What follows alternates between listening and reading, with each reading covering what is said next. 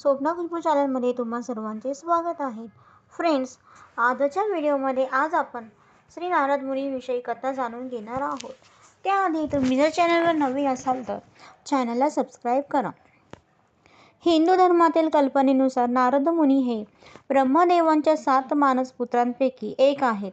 त्यांनी तपसामर्थ्याने ब्रह्मर्षी पद प्राप्त केलेले आहे. नारद मुनी हे भगवान विष्णू यांच्या परमप्रिय भक्तांपैकी एक मानले जातात. तसेच त्यांना देवर्षी असेही म्हणतात. नारद जयंती वैशाख शुक्ल कृष्ण प्रतिपदेला किंवा काहींच्या मते द्वितीयेला असते. नार या संस्कृत शब्दाचा अर्थ पाणी असा आहे. पाणी देणारा तो नारद अशी या शब्दाची फोड आहे. नारद दत्तातीच नारदम. त्यांना स्वर्गलोक, मृत्यूलोक व पाताळलोक या तिन्ही लोकात मुक्त संचार करता येतो. त्यांच्या एका हातात वीणा असते तर एका हातात पिवळ्या चिपळ्या असतात. ते तोंडाने सतत नारायण नारायण असे म्हणत असतात. ते मुळात भक्तीचा प्रचार व प्रसार करतात. कीर्तन कलेचे श्रेय नारद मुनींना देण्यात येते. नारदाच्या मस्तकावर अंबाड्यासारख्या केशचुरा बांधलेला असतो व त्यावर फुलांची माळा लपेटलेली असते. कपाळावर त्रिपुंड लावलेला, गळ्यात जानवे व तुळशीच्या मण्यांची माळ, दंडावर केयूर व मनगट्या घातलेल्या तसेच पायात खडावा असा त्यांचा साधारण वेश असतो. तसेच त्यांनी तलम चांगल्या प्रतीचे वस्त्र धारण केलेले असते. ते एखादी परिस्थिती आपल्या हाती घेऊन त्याला योग्य वळण लावण्यात वाकबगार आहेत. ते संभाषणांमध्ये सत्याची जाणीव करून देतात. नारद हे कळलाभे नारद म्हणून अधिक ओळखले जातात. देवांमध्ये किंवा देवपत्नींमध्ये भांडणे लावण्यात हे हुशार आहेत. पण या कळलावण्यामध्ये सुद्धा जगाचे हित असते. नारद मुनी हे जगाला भक्तीचा सोपा मार्ग दाखवणारे, भक्तिरसाचा सुगंध देणारे, भक्तिमय गंगेमध्ये न्हाऊन जाणारे आणि इतरांना सुद्धा भक्तिरसामध्ये लावून सोपा मार्ग दाखवणारे मुनी आहेत. भक्ती म्हणजे काय हे जगाला पटवून सांगणारे देवर्षी नारद धर्मशास्त्रामध्ये पारंगत आहेत. रामायण महाभारतातच नव्हे तर तिन्ही 4 युगांमध्ये त्यांची मोठी ख्याती आहे. प्रत्येक ग्रंथामध्ये ते वर्षी नारद मुनींचा मोठा वाटा असतोच. वीणा हाती घेऊन ते तिन्ही लोकांमध्ये सप्त पाताळांमध्ये भ्रमण करत असतात. पुराणानुसार भारतातील ऋषीमुनींपैकी फक्त नारद मुनींचाच देवर्षी ही पदवी मिळाली होती. जवळपास सर्वच हिंदू धर्मग्रंथांमध्ये उल्लेख आढळणारे ते एकमेव ऋषी आहेत. सत्ययुग, त्रेतायुग आणि द्वापारयुगातही नारद मुनी देवी देवतांमध्ये संवादाचे माध्यम होते. सदैव सतर्क राहणारे नारद हे ब्रह्मदेवाच्या मुलांपैकी सनक, सनंदन, सनंद आणि सनातन या सर्वांपेक्षा लहान होते. ब्रह्मदेवांकडून मिळालेल्या वरदानानुसार आकाश, पाताळ तसेच पृथ्वी या तिन्ही लोकी भ्रमण करून नारद देवसंत महात्मे, इंद्रादी शासक आणि जनमानसांशी थेट संवाद साधून त्यांची सुखे दुःखे जाणून घेत अडचणी निवारण्यासाठी प्रयत्न करत. म्हणूनच तर ते देवांना जेवढे प्रिय होते तेवढेच ते राक्षसांमध्येही प्रिय होते. यासोबतच देव आणि दानवांमध्ये संघर्ष निर्माण करणे किंवा युद्ध भडकवणे हा त्यांचा कळलावा गुणही प्रसिद्ध आहे. यामुळे त्यांना अनेकदा अपमानितही व्हावे लागले आहे. मात्र समाजहित हाच एकमेव उद्देश असलेल्या नारदाने मान अपमानाची कधीच पर्वा केली नाही. त्यांना विश्वातील आद्य पत्रकार म्हणून ओळखले जाते. वैशाख कृष्ण प्रतिपदा ही नारदाची जन्मतिथी. लोककल्याणाची काळजी, देशातील पहिले वृत्तपत्र उदंड मार्तंडांच्या पहिल्या पानावर नारदाचा उल्लेख असे. सर्वसामान्यांमध्ये प्रसिद्ध असलेल्या सत्यनारायण महापूजेच्या कथेतील पहिल्या श्लोकातूनच नारदांना लोककल्याणाची किती काळजी होती हे लक्षात येते. सत्ययुगापासून द्वापारयुगापर्यंत प्रत्येक पुराणसंहितेत त्यांचे योगदान हे आहे. त्या काळातही ते एक सडेतोड पत्रकार म्हणून ओळखले जात. आधुनिक युगातही लोकशाहीचा महत्त्वाचा स्तंभ म्हणून पत्रकारिता आपले कर्तव्य चोखपणे बजावत असून जनजागृतीचे काम करत आहे. पाथस्तांसाठी पाणपोईचे जनक. उन्हाळ्यात भासणाऱ्या पाणी संकटाच्या पार्श्वभूमीवर जनमानसात जलव्यवस्थापनाचा संदेश देताना नारद मुनींनीच वाटसरूंसाठी रस्त्यावर पाणपोई उभारण्याची कल्पना सर्वप्रथम राबवली. मनु यांच्या नंतर नारद मुनी हेच याज्ञवल्क्य स्मृती नावाने स्मृती रचून त्यात दंडविधान निश्चित करण्यासाठी ओळखले जातात. दंडाच्या भयाने तरी मानवाने गुन्हेगारी वृत्तीकडे वळू नये व सन्मार्गाचा अवलंब करावा, हाच यामागचा हेतू.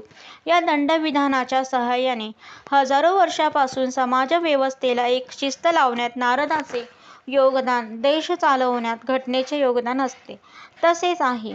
नारद संहितेचे रचनाकार नारद पंचरात्री, नारद भक्तिसूत्र, नारद परिव्राजक, कोश, निषद याशिवाय बृहत्नारदीय पुराणांचेही वेगळेच महत्त्व आहे. नारद संहितेचे रचनाकार असलेल्या नारदाने ज्योतिष विज्ञानाच्या व्यावहारिक वापराविषयी खगोलीय परिणाम विशद करून रचना स्पष्ट केल्या. अनोरणीया महतो महिम्ना हे ज्योतिर्विज्ञानाचे पहिले सूत्र आहे. अतिसूक्ष्म परमाणूपासून अतिविशाल विष्णू या कर्त्याच्या रूपात भ्रमण करत विश्वाला प्राणवायू प्रदान केला जातो. विष्णू, विश्व, अणु या संकल्पनेची व्याख्या नारदाने अशी केली आहे. हाच ईश्वरीय कण, गॉड पार्टिकल आहे. लाखो वर्षांपूर्वी ऋषीमुनी आणि शास्त्रज्ञांनी तो शोधून ठेवला आहे. आधुनिक शास्त्रज्ञांना याच ठिकाणी भीती वाटते, कारण त्यात संपूर्ण ब्रह्मांडाला अस्थिर करण्याचे, गिळंकृत करण्याचे सामर्थ्य आहे. उत्तम वक्ता, श्रेष्ठ श्रोता, नारद पुराणाचे वक्ते देवर्षी नारद हेच आहे, पण ते स्वतः श्रोताही आहेत. म्हणूनच ब्रह्मदेवाच्या मानसपुत्रांशिवाय वसिष्ठांचे प्रवचने ह्या पुराणात समाविष्ट करण्यात आले आहेत. भक्त प्रल्हाद, ध्रुव, बाळ, राजा, अंबरीश आदी महान व्यक्तिमत्त्वांना भक्तिमार्गावर घेऊन जाण्याचे श्रेय नारदांनाच जाते. नारद पुराणात सर्व वेदांबाबत समान आदर व्यक्त करून त्यांची उपासना करण्यास नारदाने सांगितले आहे. नारद पुराण हे मानवाच्या सहिष्णु वृत्तीचे आदर्श उदाहरणच आहे. नारद पुराणाचे महत्त्व 2 खंडात असलेले नारद पुराण पूर्व आणि उत्तर या नावाने ओळखले जाते. पूर्वी या पुराणात 25,000 श्लोक होते, पण सध्या त्यात 18,000 श्लोक आणि 2,073 अध्याय आहेत. 18 पुराणांमध्ये हे सर्वश्रेष्ठ मानले जाते. तसे पाहिले तर हे पुराण भक्तिग्रंथाच्या रूपात रचले होते. मात्र याचा एवढा विस्तार झाला की अनेक व्रत, अनुष्ठान आणि महात्म्यांच्या विवरणासह व्याकरण, ज्योतिष, निरुक्त, छंद आदी वेदांग तसेच ग्रहगणितावर प्रचंड साहित्य निर्माण झाले. संपूर्ण विश्वाला मार्गदर्शन करण्याचे सामर्थ्य या पुराणात आहे. एक देवर्षी व ऋग्वेदातील एक सूक्तकार, ज्यांच्या ठिकाणी देवत्व आणि ऋषित्व या दोहोंचा समन्वय झालेला असतो, त्यास देवर्षी म्हणतात. असे एकूण 8 देवर्षी असल्याचा उल्लेख वायू पुराणामध्ये आहे. नारद हा यज्ञवेता होता असे अथर्ववेदात म्हटले आहे. त्याच्याबरोबरच येथे पर्वत नामक व्यक्तींचा उल्लेख येतो. कण्व कुलात उत्पन्न झालेला कण्व नारद हा सूक्तद्रष्टा होता. त्याच्या नावावर ऋग्वेदातील काही सूक्ते आहेत. सामवेदांचा शिक्षाग्रंथ त्याने लिहिला, पण वैदिक साहित्यांशी संबंध असलेला नारद पौराणिक नारदाहून भिन्न असावा. नारद हा ब्रह्मदेवाचा मानसपुत्र असून तो परमभागवत, धर्मज्ञ, तत्त्वज्ञ, राजनीतिज्ञ व संगीतज्ञ होता. त्याचा जन्म व चरित्र यांचे उल्लेख भागवत, वराह, ब्रह्मवैवर्त, हरिवंश व लिंग ही पुराणे व नारद पंचरात्र यात येतात. त्यातील भागवत व वराह पुराण यातील भाग आत्मचरित्रात्मक असून अन्यत्र त्यांचे चरित्र आले आहे.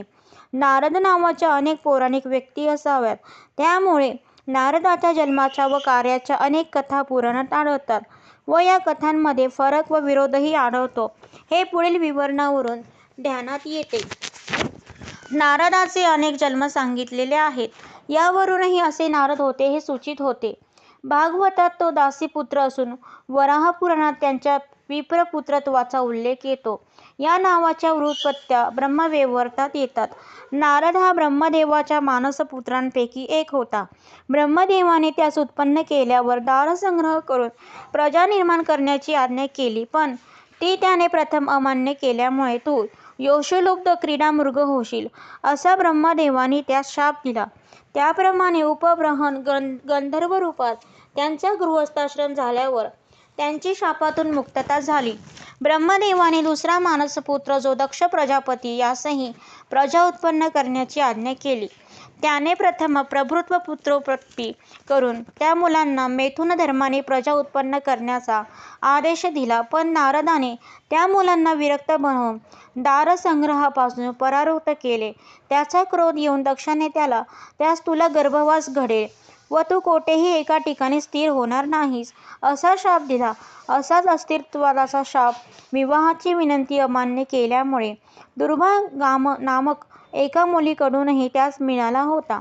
नारद विणेवर नामस्मरण व हरिगुण संकीर्तन करीत त्रैलोक्यात फिरत असतो असे जरी सर्वत्र वर्णन असले तरी त्याचा स्वतःचाही एक आश्रम होता असा एकुलता एक उल्लेख भागवतात येतो.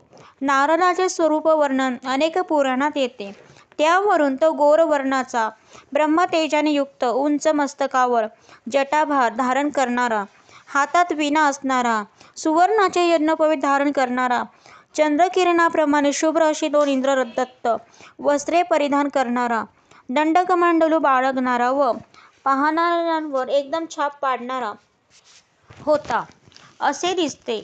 नारद हा मुख्यतः भक्तिमार्ग प्रवर्तक व कीर्तन संस्थेचा आदी प्रवर्तक असला तरी त्याला अध्यात्म, राजनीती, धर्मशास्त्र, यज्ञप्रक्रिया, सर्पज्ञान, संगीत इत्यादी अनेक विषयाचे ज्ञान होते. तो बृहस्पतीचा शिष्य होता. नारदाच्या कलहप्रियतेची प्रसिद्धी फार आहे, पण त्याला कलहप्रिय हे विशेषण महाभारत, शल्यपर्वणी, गदापर्व व हरिवंश येथेच गौणरीतीने आले आहे. या उलट त्याच्या समेटप्रियतेची उदाहरणं पुष्कळच आहेत.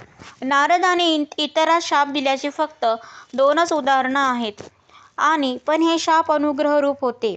ब्रह्मदेवास अपूज्यत्वाचा जो शाप त्याने दिला ते केवळ प्रतिक्रिया होती.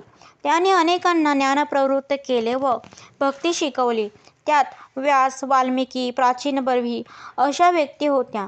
नरकासुराच्या बंदीशाळेतील 16,000 राजकन्यांशी कृष्णाने विवाह केल्यावर त्याचा हा अजस्र संसार पाहावयास नारद गेला होता. पण प्रत्येक घरी त्यास कृष्णाचे दर्शन झाले. विष्णूच्या मायेने नारदास स्त्रीरूप प्राप्त झाल्याची कथा पद्मपुराणात येते. नारदास देव व दानव या दोघांतही सारखाच मान होता. देव व माणूस यातील दुवा म्हणून त्याची पुराणात प्रसिद्धी आहे. नारद सर्वतोगामी व चिरंजीवी आहे अशी समजूत आहे. नारदाच्या नावावर नारद भक्तिसूत्रे, नारद स्मृती, नारद पंचरात्र, लघु नारदीय, बृहन्नारदीय, नारद पुराण, नारद संहिता, नारद परिव्राजकोपनिषद, नारदोपनिषद, संगीत मकरंद, रागनिरूपणा, पंचसारसंहिता, दलित, नारद संवाद इत्यादी ग्रंथ आहेत. तर फ्रेंड, अशा प्रकारे नारद मुनीचे संपूर्ण जीवन आपण जाणून घेतले आहे. तुम्हाला जर माझा व्हिडिओ आवडला असेल तर लाईक करा, शेअर करा, सबस्क्राईब करा. पुन्हा भेटू एका नवीन व्हिडिओसोबत. तोपर्यंत बाय.